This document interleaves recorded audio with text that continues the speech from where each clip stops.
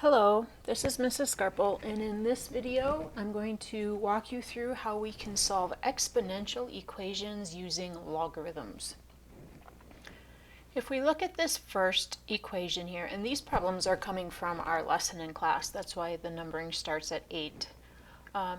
Again, if we're looking at this first equation that we have 10 to the power of x equals 10,000.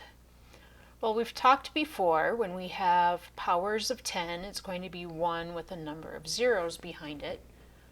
And the power of 10 that we're going to have equals the number of zeros that follow the 1.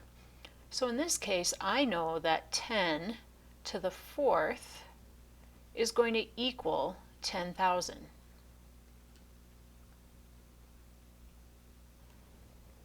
So in this case, I can say my solution is x equals 4.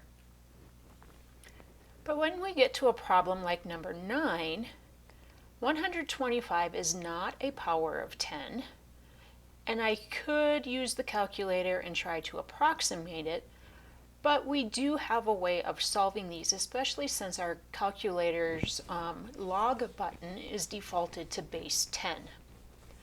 So if I want to undo 10 to the power of x, this is an exponential. We know that the inverse of an exponential is a logarithm. So I can find the logarithm of 10 to the x power. If I find the logarithm of one side of my equation, I need to find the logarithm of my other side, logarithm 125. Now we also know that the value of a logarithm, if the base and the argument are the same, the value is going to be the exponent. So I can now write the right-hand side of this equation as equals x. And because this is base 10, I can use my calculator to find my base 10 value of 125. So I press my log button, which is right next to the number 7 button, and I type 125. I'll close the parentheses for good measure, and I have a value, and I'm going to go ahead and write this out 3 places.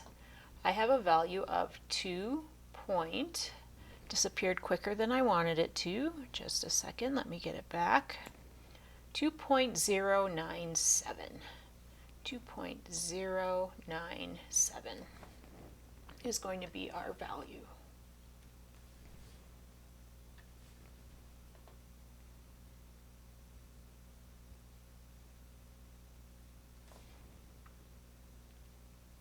So let's take a look at this third one. Again, we're dealing with a power of 10, so I can find the logarithm of 10 to the power of x plus 2, and because I'm finding the logarithm of the left side of my equation, I also need to find the logarithm of my right side of the equation.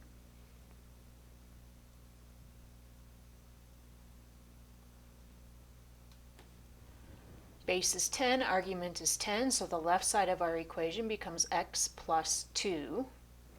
This time, because I have something happening to my x, I'm not going to find the value of log 347 right away. Instead, what I'm going to do is I'm going to continue undoing or solving my equation to get the x, the variable, by itself. To do that, I need to subtract 2 from each side. So I'm going to end up with x equals the log of 347 subtract 2. So now when I do this in my calculator, oh, I switched my page before I was ready. Let me get it back. Here we go. Okay, here's the calculator. So I'm going to type log 347. I'm going to close the parentheses. If I don't close the parentheses, Then it's going to subtract my 2 from my 347, and I don't want it to subtract 2 until after it finds the log of 347. And enter, and we end up, when I go out 3 decimal places, 0.540. 0.540. 0.540. And I know I'm writing equal signs, but these are really approximations because we are having to round our values. So now let's go on to our next examples. On number 11, we have 5 times 10 to the power of x plus 2. So what we need to do here is we need to divide both sides by 5 before we start taking the logarithm of any side. So we end up with 10 to the x plus 2 equal to 0.05.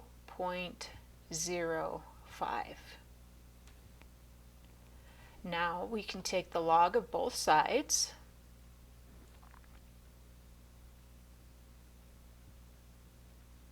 So log of 10 to the x plus 2 equals log of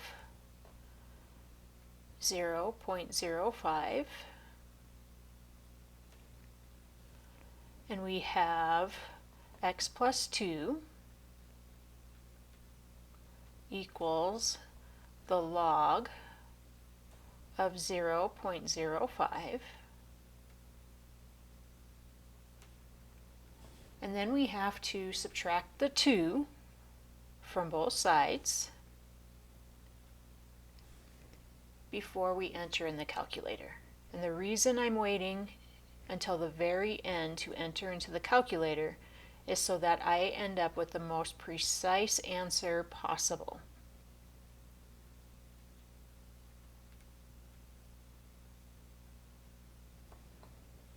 So now I take my calculator and we are finding, I'm going to clear my window here, log 0.25, close the parentheses, and then subtract the 2. And we have negative 2.602. Negative 2.602.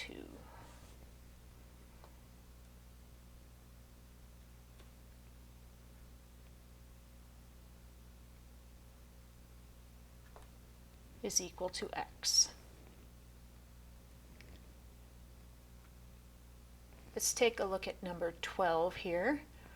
I'm not doing anything to 10 to the power of negative x subtract 1, so I can start with finding the log of both sides.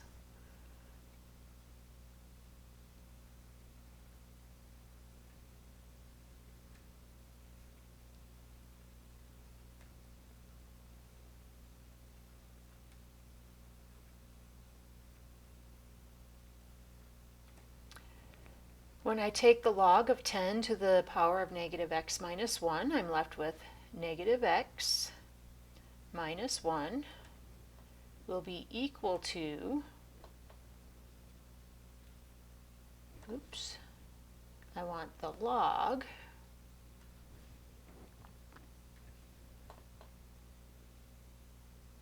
of 1/36.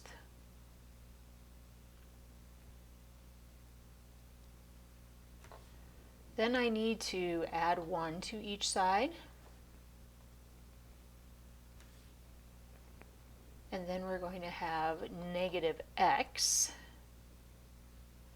equals the log of 1/36 plus 1. And then I'm going to divide both sides by negative 1.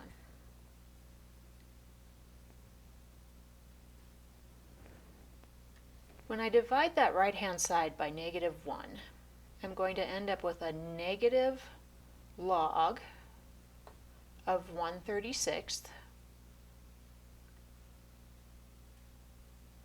subtract 1.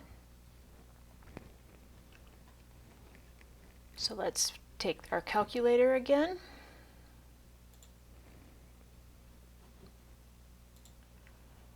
Remember, don't use the subtraction button for your negative. Use the negative button below the 3. So negative log 136 can be entered in the calculator as 1 divided by 36. Close those parentheses, subtract 1, and we have 0.556.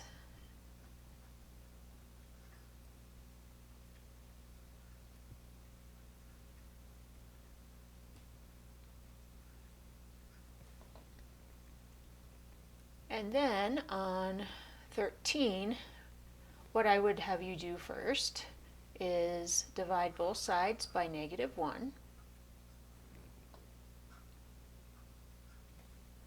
And we're going to have that the log, oops, not log yet. We're going to have 10 to the x plus 2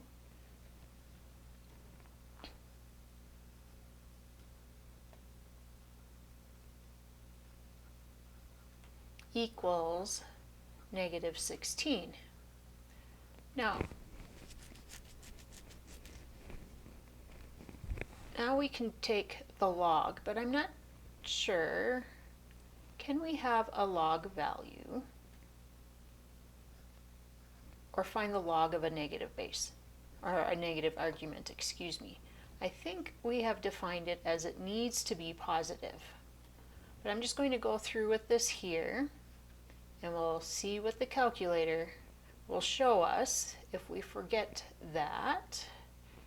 So log of -16, we'd end up with x plus 2 equals the log of -16. Let me move my toolbar out of the way. Before we do anything in the calculator, we would want to subtract the 2 from each side.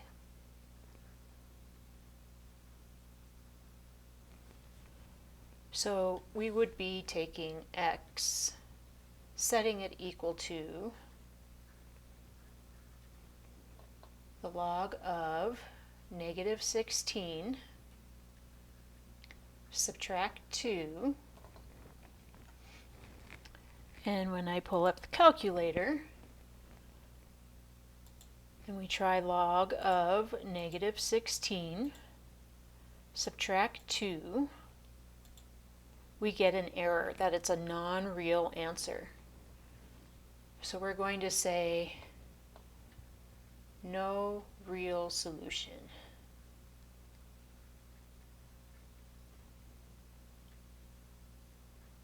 If you just wrote no solution, I would take that. Just remember, our arguments, our logarithms have been defined for a has to be greater than 0. And because -16 is not greater than 0, that's why we're ending up in this situation of no real solution. And this is the conclusion of how you can use logarithms to solve exponential equations.